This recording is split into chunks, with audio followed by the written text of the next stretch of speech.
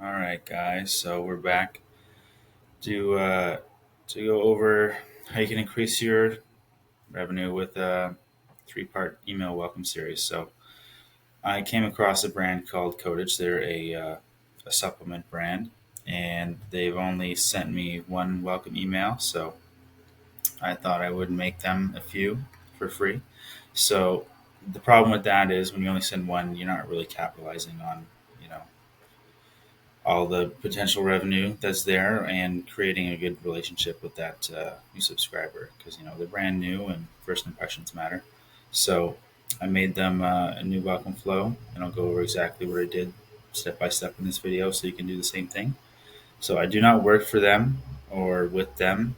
These are just spec pieces I've created on my own based on what I've seen from their brand. So their current strategy, after signing up, like I said, I just got one email.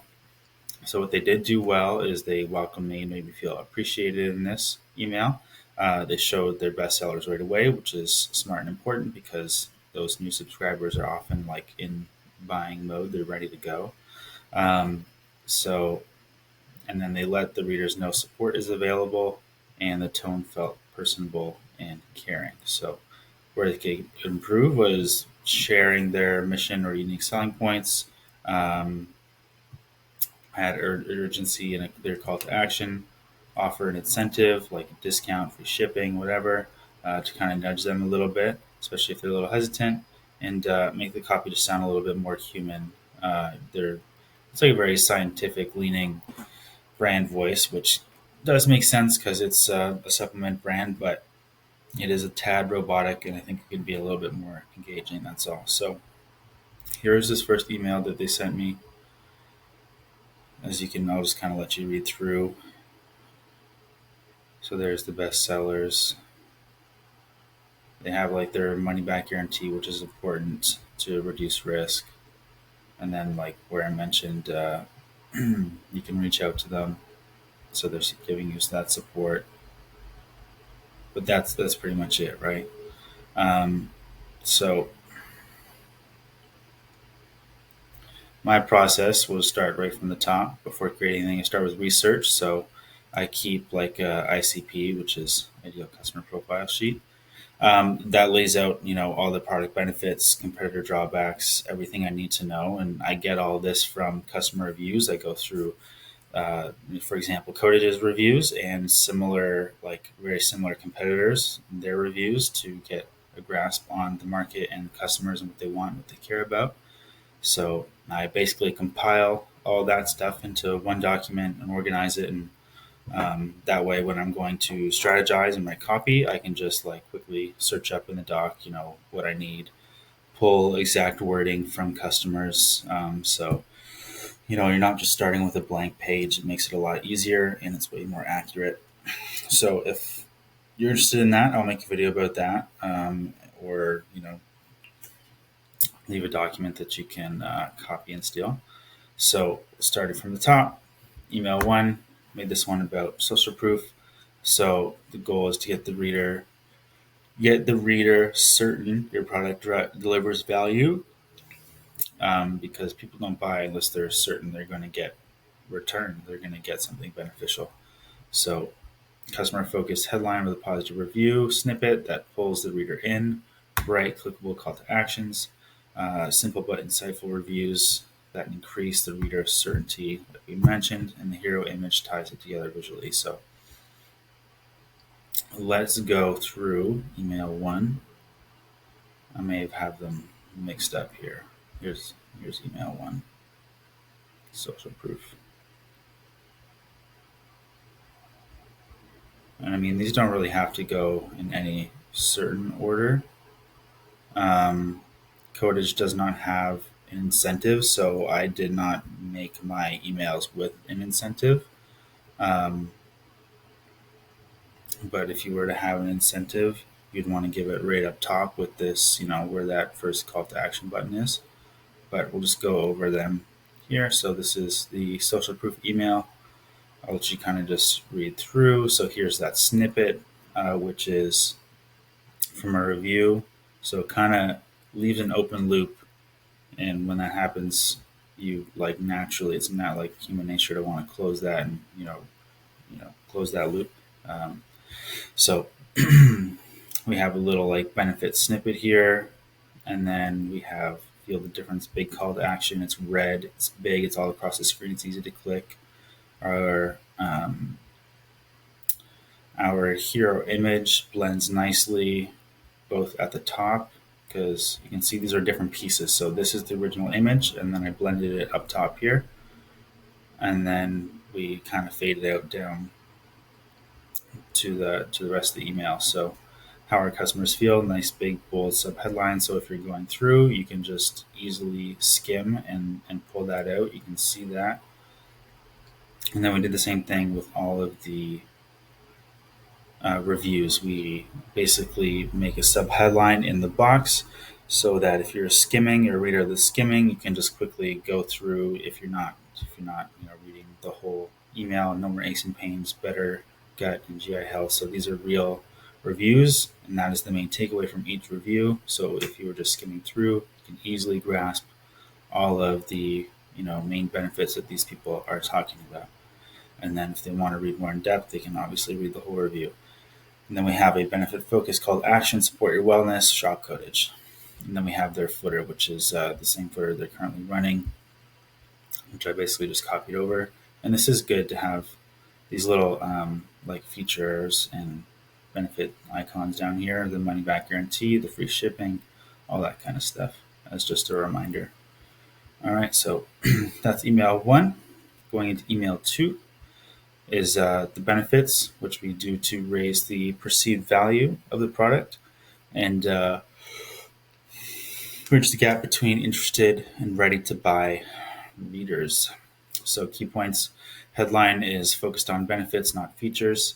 Multiple call to actions to reduce friction. The intro taps into pain points and desires, and then positions codage as the solution. We use an engaging infographic style design that flows smoothly. So, this is that one here. So a better you starts here, benefit focused, nice hero image with the product. Again, we kind of fade it into the rest of the body of the email. You can see call to action right up top above the fold. And then like we said, we have our benefit focused intro. You can see like I'm kind of grouping everything. So this is one little group. This is one little group. It breaks it up. And then we have our bolding and our subheadlines within that so that you can easily, if you're skimming through, get the gist of the email. Because like if this was one just big body of like text and nothing was bolded, everything was the same size, like that's going to be like nobody's going to read that because it'll be like, dang, I don't want to freaking read all this crap and then just click off the email. But this makes it much more digestible. Another call to action. And everything is very clear, the codage difference. It's very obvious what this section is going to be about. This is our infographic, same design. Principles apply here as we go through, and then benefit focus, call to action, shop supplements. So that is the email there, and then we're going to go over our last one, email 3. So it's an us versus them, just to show why your brand is better and help to differentiate you from competitors. So like if you have 2 supplements and they just look the same, you can't tell what the difference is between them. Because like think about it, the customer journey when they are shopping, like for say a gut health supplement to help them, they're probably looking at 2 or 3 different brands. If everything looks the same, or you don't look any better than the competitors, like they're just going to go with the cheapest, either the cheapest option out of the 2 if they both look the same, or whichever one seems to be more promising, right? Just think about your like when you shop yourself, it's the same. So key points. The headline makes the comparison clear. We have bright, clickable call to actions. Again, this is repeatable or recurring theme. So design has depth. It's visually engaging. It's not flat. So it makes it nice to look at. And then our bestseller section is there to drive choice and purchase. So up here, again, you can see this theme of like grouping things together in boxes works nicely. I have a picture of the one of the products, and we kind of like overlap it with the box to give it some depth and like 3D feel. Um, so yeah, call to action up top. Again, we kind of like put a shadow on some of the sub headlines and headings to give it more depth as well. Again, sub headline is clear. We overlay these over the boxes and everything in the email to make it give it more depth. And then everything is laid out very nicely, not too much copy. The sub headlines give you the gist if you're not going to read through, and then more detailed copy underneath. Call to action again once they're at the bottom so they don't have to scroll back up. And then our bestseller section, which I think looks beautiful. Call to action. All right. So that is those three that I made.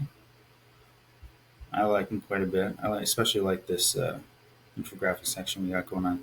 So main takeaway is don't just stop at one email.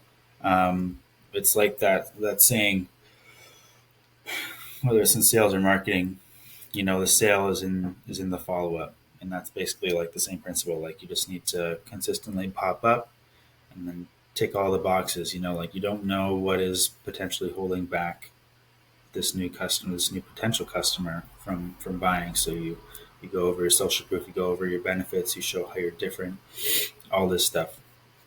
And it might be just that, like, on the day they sign up, they're not ready to buy yet, but on day 6, when your email pops up and that desire has increased a little more, you're the one that's there, and they're going to make that purchase with you. So yeah, focus on trust, the pain points, have clear call to actions that are also big and easy to click. The goal is not just a quick sale, it's to build a relationship as well. So that's what these emails do. They build a relationship for repeat customers. So if you like any help building the same thing, a nice revenue driving welcome flow. Normally, like, the welcome flow would be anywhere from 3 to like 6 emails long, but 3 is a really good starting point.